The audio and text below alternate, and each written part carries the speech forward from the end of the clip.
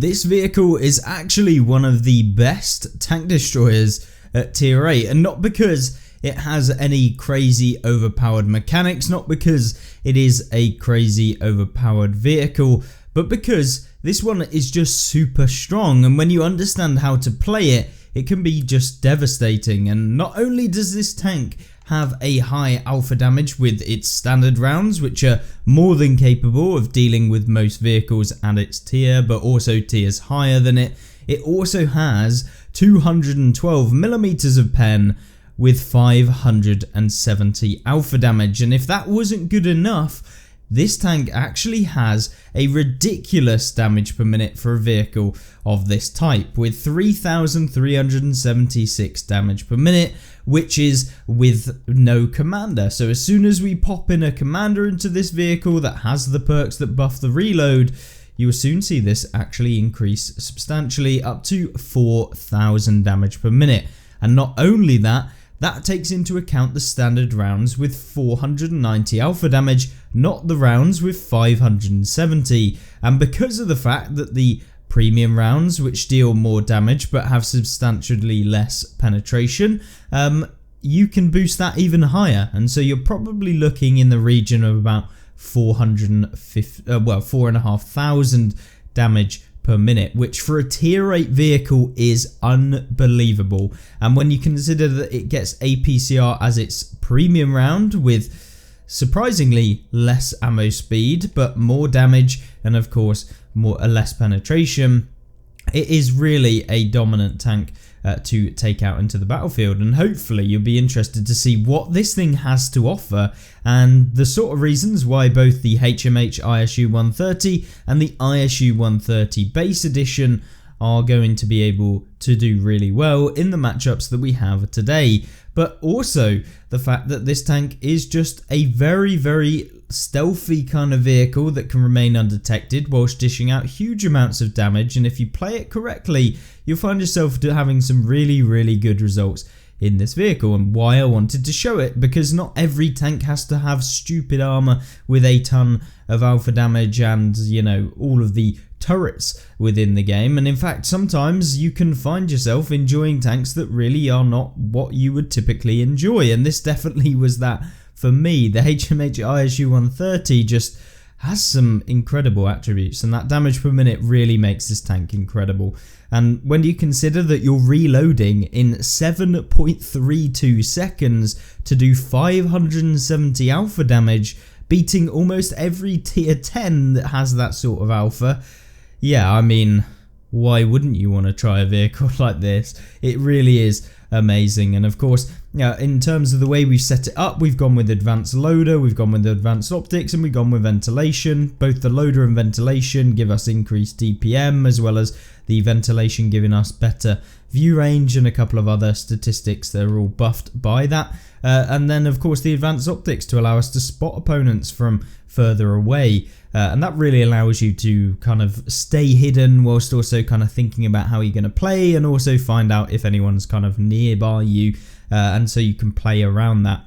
Now in terms of consumables, you've got premium repair, small medkit, and then premium rations. And of course we've got a hefty wad of premium rounds. That's purely based on the fact that you just deal more damage, and in a tier 8 matchup you can basically pen absolutely everything with the premium ammunition. So why wouldn't you want an extra 80 damage, making this tank even more incredible? And for tier 10 games where maybe you're coming up against medium tanks, 212 pen is, to be honest with you, more than enough for most of those mediums, certainly the light tanks, and definitely the artillery pieces. And even if you do not want to fire premium rounds in this thing, you can have the HE, which has 65 pen and deals 640 damage, which I highly recommend taking at least a couple of these, just for if you do decide to find yourself an artillery at the end of the game, or maybe you find yourself a light tank, you can pen them with it, and it just makes the DPM even higher.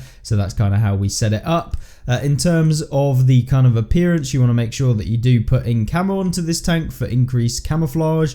Of course, it gives you a +4% bonus to your concealment, which is always really nice to have. And the more of these camos that you actually do put on, of course, you'll be able to get that bonus on all of the different maps. So make sure that you have a full kind of camo on this vehicle. One thing that you should really think about with this tank is how you kind of play it and how you can make it work, and that's exactly what I'm going to showcase in just a second. Today we only really need one replay, and I think that this replay pretty much sums up what this tank is all about, whether or not you should really even think about it, and certainly find out if you should kind of give it some credit when you come up against this thing, because when a skilled player or someone that's more experienced plays in this vehicle, you're going to know about it, and it really is one of those vehicles that I think a lot of people get wrong, and hopefully you won't after watching this video, because you'll see exactly the sorts of things that this tank can do, and of course counter that if you do come up against it. But more importantly, if you're playing it, you'll see the kind of playstyle that this sort of tank applies to, whether it's the tech tree vehicles or the actual ones. You never really know, but either way, we're pushing up here. I'm trying to get into a bush so we can get some damage here. I wasn't sure whether Petty was actually in this game, so for those of you wondering, it might be. But of course that's in the light tank by the looks of it. But you find us in against the setter now. We are loading AP rounds in this tank, and even when we loaded the AP rounds we high rolled, so easy. And then we've got the AP CR rounds, which are the higher alpha damage ones, but we low roll by a ton, which is always good. High rolling with the AP, low rolling with the premium, always good when it kind of shafts you in that way. But either way, we found ourselves quite a few vehicles already, and there you go, 2,000 damage, probably in the easiest fashion that I've ever got 2,000 damage at tier 8, to be honest. And that's what this tank offers. It really just, the damage that you can deal, because of the fact that the reload's quite quick, you can spread that damage just across loads of different places, and you're also hitting things for a substantial amount every time that you hit them. So this is just an addition to what you can kind of normally do. And I really enjoy that sort of vehicle where you feel like when you're in a non-turreted TD, you still feel like you can impact the game. It's not usually the case when you play in a non-turreted TD. It's usually a case of, well, you've got to hope that your team can do what they need to do for you to actually have a good game, whereas this one feels like regardless of what your team do, you can still pick up a good game, because at the end of the day, even if you are 15 on 1, you can often get a couple of shots off before you get taken out, as long as you're kind of hiding from people, and so you always deal damage in this vehicle, and it's quite easy to do that. There you go, the next round, quite a lucky one to actually hit the Tiger one, but we high roll him as well, and we're up to 2,700 damage. And don't worry, because the damage definitely does not stop here, and this ended up being one of the best replays that I think I've had in a long time. We managed to somehow miss the Pantera there, always good, but of course he keeps going, and hopefully we'll find him, and we do. So another little bit of damage there. And so I'm up in this spot here. I'm kind of confident to be here because there's not really anyone close by. Certainly nothing that can spot us quite easily. Things like the Tiger P, etc. We'd have to really fire whilst we're spotted or undetected, and then probably get spotted afterwards. So we just have to be a bit careful. You can see we're just trying to get rid of some of these guys that are on the hill and support the heavy tank that's up there. The game looks like we're kind of losing this one. It looks like we're kind of ending up in that horrible region where the game is starting to be thrown by our team. However, we are now back level pegging with the enemy team. But we've got some work to do. We've got a few tanks to kind of try and take out in this game. We've got a lot of tanks that are coming up towards our base, as well as of course this Tiger P and all of the tanks that are over here. So we need to get rid of these guys. We want to try and actually get a bit of damage onto them. So let's try and remove this flank, and then we can turn around and focus our attention to the rear flank. And hopefully our team can hold them off just for that little bit longer, and we can kind of come back and deal with those afterwards. But we've got a Goronich on the top of the hill who's been just clubbing our team. And of course quite a strong vehicle. However, we're going to have to try and deal with him in a bit. But we find ourselves a nice little Tiger P who's out in the open. Can we get a shot into him? Of course we can. I mean, at about 10 meters. I'm not surprised. But now it's time to turn around. We've got to deal with the Goronich. The Goronich is, of course, one of the Soviet Tier 8 heavy tanks that is essentially the KV-5, but with a skin. It's a monster hunter vehicle, and I believe has a flamethrower in the kind of monster hunter game mode. Of course, it doesn't get it in the standard one, but we should be able to now push up and try and get rid of this guy. But with 3.8k damage, or just under 3.9, with a little bit of assistance as well, we should be able, with full health, to deal with the Goronich, provided that we don't kind of bottle it and throw ourselves away. But maybe we will, maybe we won't. I guess that only is what you're here for. But with our APCR rounds, of course, we get lower penetration, so trying to pen the Goronich can actually be a little bit annoying if we don't hit the weak points. So we may have to load back to the standard rounds and hope that we can pen them with 232 pen. The difference between the premium and the essentially the standard rounds is only about 20 penetration, which for the most part isn't too bad, but it's certainly not amazing. We put one into the side of the Goronich here, which is great, and lower him enough so that we can kind of finish this guy off. We've still got the APCR rounds here, and hopefully we can get one into the turret of this guy. Yes, we can, and we didn't even need the standard rounds in this vehicle. We've got an IS that's in the middle of the map. We've got a TD that's next to him, and so hopefully we can get one onto this guy. You can see him here. He's coming all the way up. Can we get one? Yes, we can. 499, the exact low roll that we didn't want to get. And are we going to be able to get one more? And it bounces. Of course it does. It's literally World of Tanks in a bottle right there.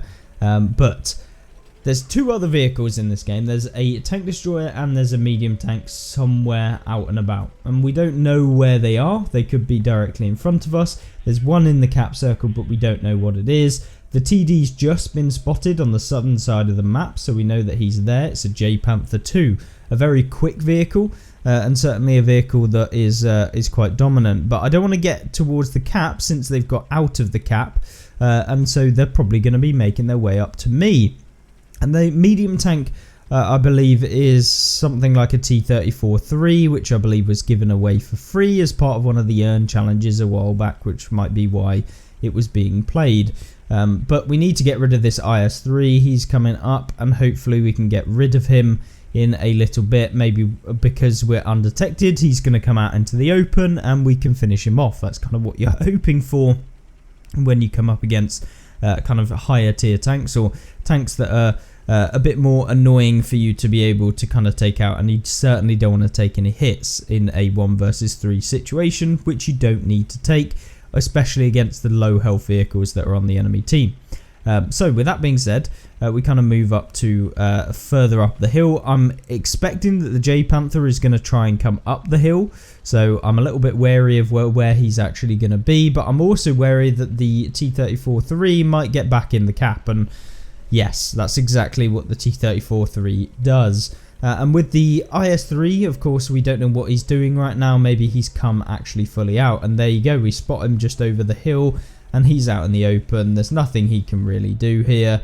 We should be able to get one in. We do, and there you go. Another little bit of damage to add to our collection, bringing it up to 5.1 thousand damage with 568 assists. But we don't want to go all the way down to the cap just yet, because you never know. Maybe there's a little kind of rat going to be literally sat to our left. Maybe the J Panther's gone into the middle. We don't really know. Maybe he is up the backside. And of course we want to remain undetected at this moment so that we can then push towards the cap and hopefully be able to spot where this guy is. Now maybe this is a misplay here. I am very wary of getting kind of pinned in by both the J Panther and the T-34-3 who is in their base. At least I believe it's a T-34-3. So I decided to go over to this location. I want to kind of get some view range into the cap circle. We need to reset it because there's only 20 seconds left, but this is not good. There's a J Panther that is behind us, and yeah, that tank has a big gun, so we want to get rid of him as fast as possible. And of course, we bounce using our rounds here, but we should be able to get one into the lower plate. We do. There you go. The T-34-3 only bounces off of us. We get one more into the J Panther. Can we do it? Yes, we can.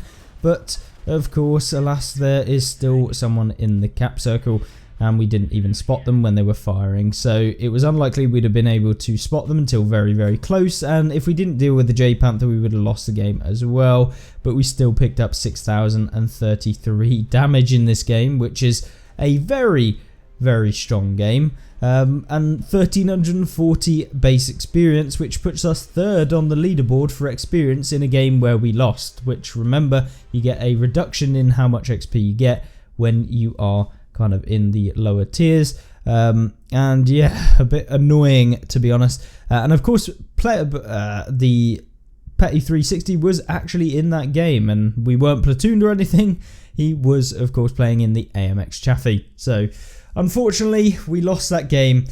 But you could see just how powerful this tank is when you get the gun firing and when you use the right rounds at the right times. And hopefully that's given you a tank that maybe you want to try out. And I certainly recommend playing in some of these stranger vehicles that you may have never seen before, or maybe didn't even realise were in the game. But definitely don't give them the pass when you look through the team list and realise what they can actually do in the game.